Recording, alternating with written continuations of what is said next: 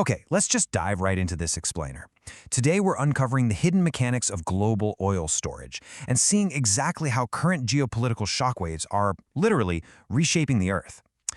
Whenever we hear about energy on the news, we usually just hear about what comes out of the ground or, well, what comes out of our tailpipes.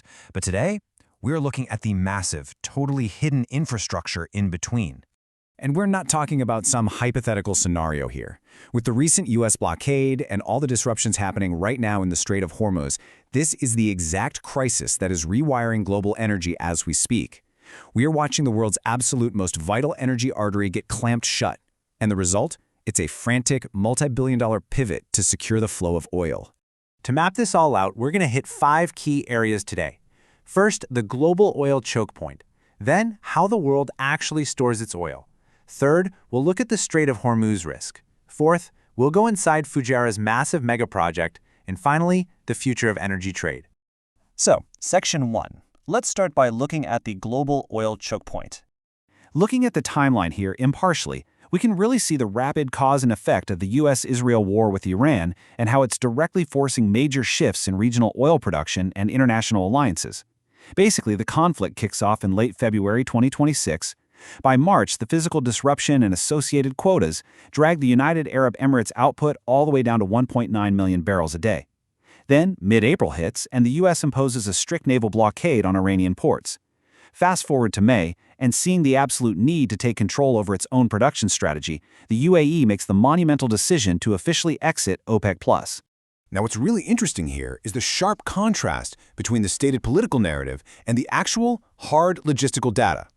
U.S. Treasury Secretary Scott Bessent claimed in May that Iran's storage was totally maxed out, right? That they were completely isolated.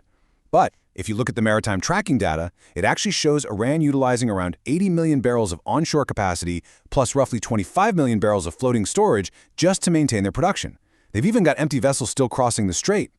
It just goes to show how storage capacity acts as this crucial shock absorber during a blockade.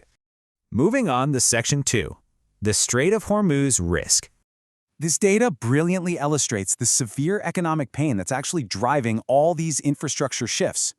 The UAE has the physical capacity to pump nearly 5 million barrels of oil every single day. Before exiting OPEC+, their quota was sitting around 3.42 million. But look at that output drop.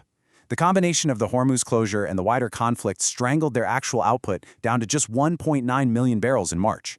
I mean, you simply cannot have a 5 million barrel a day engine running at less than half speed without massive economic consequences. They absolutely needed a bypass. Which brings us to Section 3, how the world stores oil. To really understand this global safety net, we kind of have to rethink what storage actually is. Far from just being giant steel buckets, tank terminals are the invisible engines of our world. They are actively blending, heating, separating, and redirecting the literal lifeblood of the global economy. They are highly complex logistical hubs that keep the markets moving smoothly, even when the ships stop. Just look at the staggering scale and the totally distinct roles of the world's biggest tank terminals. Houston alone sits on roughly 300 million barrels of storage, acting as this massive integration point for U.S. refineries and exports. Over in Europe, Rotterdam holds about 30 million cubic meters, acting as the ultimate blending hub for the Northwest. Singapore, with its 20 million cubic meters onshore, is the undisputed king of maritime bunkering. And then you have China's Zeeshan port, holding an enormous 200 million barrels, acting as their strategic petroleum reserve. Each of these plays a completely different, yet absolutely vital role in global stability. But, storage isn't just on land. Right now, there are 18 to 20 massive vessels sitting in the Singapore Strait serving entirely as floating storage tanks. And why? Pure economics. It is significantly cheaper, we're talking about $3.50 a ton, to lease a ship on the water than the roughly $7 per cubic meter it costs to rent land-based tanks in a place like land-scarce Singapore. When the onshore tanks fill up or get just way too expensive, the ocean literally becomes the warehouse. All right, Section 4. Let's go inside Fujairah's mega project. 4.4 billion Emirati dirhams, or about 1.21 billion US dollars. That is the exact value of the engineering, procurement, and construction contract awarded by the Abu Dhabi National Oil Company, or ADNOC, to South Korea's SKEC. So, what exactly does over $1 billion buy you? Well, it buys you a literal fortress for your energy. The crucial point to understand here is that they aren't just building normal steel tanks on the beach. No, they blasted deep into the mountains to build the world's largest single underground crude storage project. We are talking about 3 massive 14 million barrel underground caverns carved straight into solid hard rock, giving them a total capacity of 42 million barrels. But the absolute most vital strategic detail here? The location. Fujairah sits completely outside the Strait of Hormuz. The cause and effect here is just massive. Before this initiative, the UAE was almost entirely reliant on sending ships right through the vulnerable choke point of the Strait of Hormuz to get its Arabian Gulf exports out to the rest of the world. But after? By routing a new west-east pipeline directly to these subterranean Fujairah caverns, the UAE completely neutralizes that geographical risk. They're bypassing the blockade zone entirely and targeting a massive export capacity of 4 million barrels a day from Fujairah by 2027.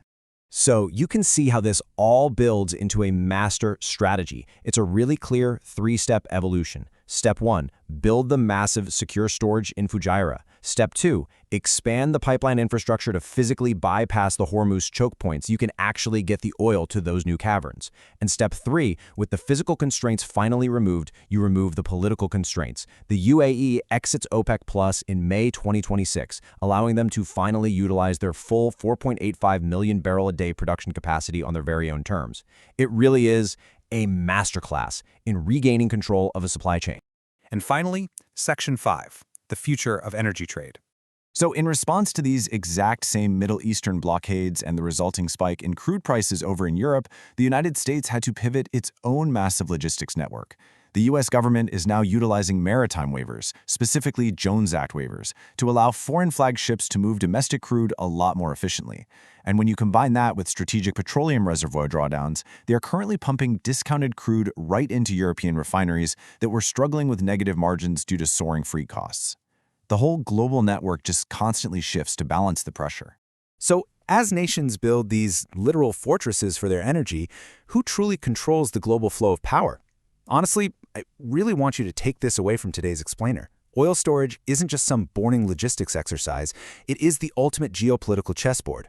Whether it's Singapore turning the ocean into a warehouse, Houston rerouting global supply, or the UAE blasting millions of barrels of storage right into the side of a mountain just to bypass a war zone, the nations that control the storage and the routing, they're the ones who truly control the power.